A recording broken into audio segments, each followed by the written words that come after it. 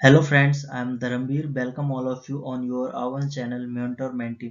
दोस्तों, हम सभी तो इस बात को जानते ही हैं कि आज के आधुनिक संसार में बिजली का कितना महत्व है और दूसरे शब्दों में कहें तो बिना बिजली के आधुनिक संसार की कल्पना भी नहीं की जा सकती। हमारे मन में कभी ना कभी यह विचार तो उठता ही होगा कि बिजली कैसे बनती है और यह हमारे घर तक कैसे पहुंचता है। चलिए इस वीडियो के माध्यम से इन सभी सवालों का जवाब जानने की कोशिश करते हैं। दोस्तों, बिजली उत्पादन केंद्र से लेकर घरों तक कई चरणों में आती है, जिसमें पहला चरण जनरेटिंग स्टेशन का होता है।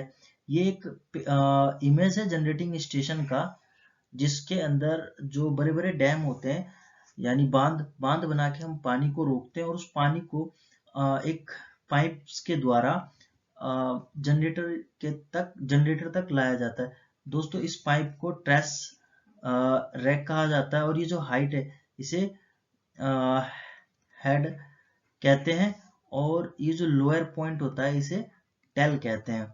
ठीक है, जो पानी है वो हेड रेस से आके ये हेड रेस हो जाता है।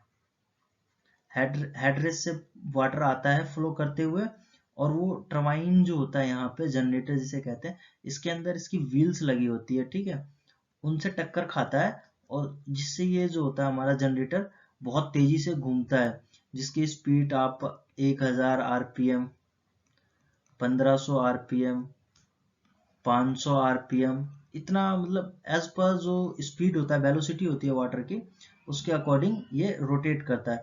उसके बाद ये वाटर दोबारा टेल रेस के द्वारा आगे निकल जाता है। ठीक है, तो जो इससे बिजली इस जनरेटर से प्रोड्यूस होती है उसको हम एक ट्रांसफार्मर की मदद से, क्योंकि जो बिजली का उत्पादन हुआ वो 11 केवी, 6.6 केवी और 3.3 केवी में करते हैं।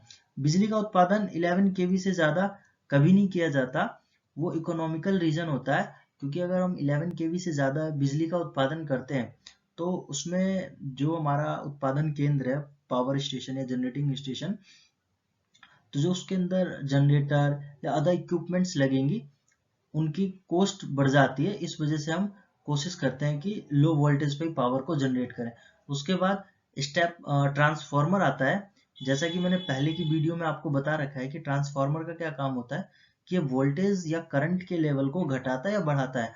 तो यहाँ पर जो वोल्टेज का लेवल है उसको हम बढ़ाकर 132, 220 केवी, 440 केवी या 750 केवी कर देते हैं। इंडिया में हाईएस्ट 750 केवी पर ट्रांसमिशन होता है। उसके बाद इस हाई वोल्टेज को ट्रांसमिट करते हैं। ठीक है, फिर उसके बाद हमारा यहाँ तक तो जनरेटिंग स्टेशन हो गया, जो हमने इतने में कवर कर लिया अपना। ये हमारा जनरेटिंग स्टेशन का आता है। ठीक है, ये हिस्सा जनरेटिंग स्टेशन का आता है। ठीक है, अच्छा, उसके बाद हमारा प्राइमरी ट्रांसमिशन शुरू हो जाता है। यहाँ से हमारा प्राइमरी ट्रांसमिशन शुरू होता है। तो प्राइमरी ट्रांसमिशन में मेनली क्या होता है कि हम 3 वायर का यूज करके हाई वोल्टेज पे पावर को ट्रांसमिट करते हैं। ठीक है, क्या करेंगे, पावर को हाई वोल्टेज पे हम ट्रांसमिट कर रहे हैं। ये जो पावर है ट्रांसमिट होके जो हमारे मेन सिटी है उसके आउटसाइड पे आके एक सब स्टेशन में स्टेप डाउन किया जाता है। यहाँ पे क्या होगा, स्टेप डाउन होगा। ठीक है, क्या होगा, स्टेप डाउन। अब यहाँ फिर से हम एक स्टेप डाउन ट्रांसफॉर्मर की मदद से जो हमारे पास 132 आया है उसको कितने में कर देंगे, 33 केवी या 66 केवी, इनमें हम इसे कन्वर्ट कर देते हैं। ठीक है, उसके बाद क्या आ जाता है, उसके बाद ये जो हमारा 33 और 66 केवी है, फिर जो हमारे, जैसे आपने देखा होगा, जैसे जो मेन सिटी होती है उनके रोड के किनारे आपने इस तरह के खंबे देखे होंगे। ठीक है, जिन पे ये वायर्स 3 लगे होते हैं। तो ये 33 केवी की लाइन होती है। ठीक है, जो एक वायर है ना वो उसमें 11 केवी का करंट जा रहा है, तो इस तरह 3 वायर हुए तो 33 केवी। ठीक है, तो अब इनको फिर से यहाँ हम स्टेप डाउन करते हैं और उस 33 केवी को हम कन्वर्ट कर देते हैं 11 केवी में। ठीक है, किसमें कन्वर्ट करेंगे? 11 केवी में।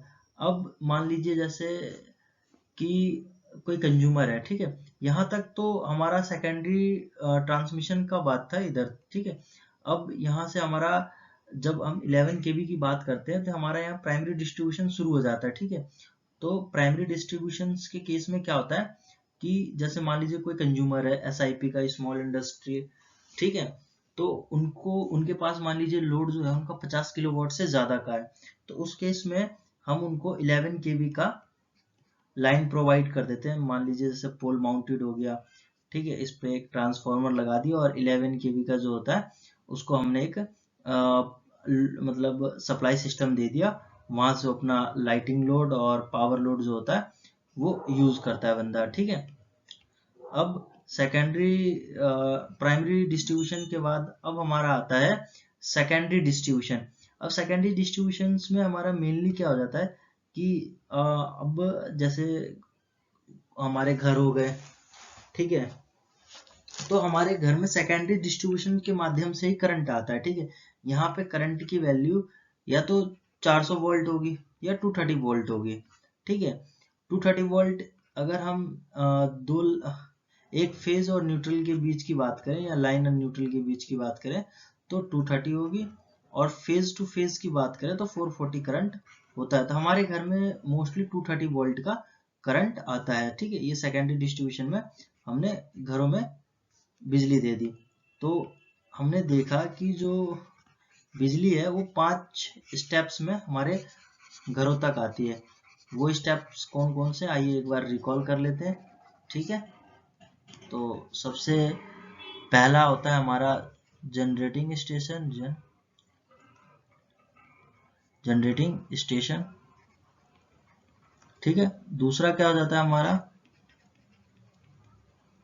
प्राइमरी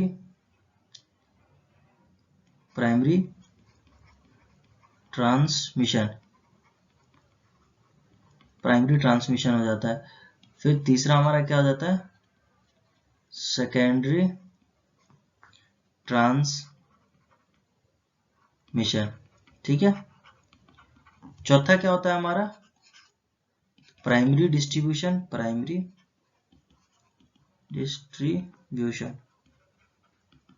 ठीक है, पांचवा और लास्ट स्टेप क्या हो जाता है, तो हमारा वो होता है सेकेंडरी डिस्ट्रीब्यूशन।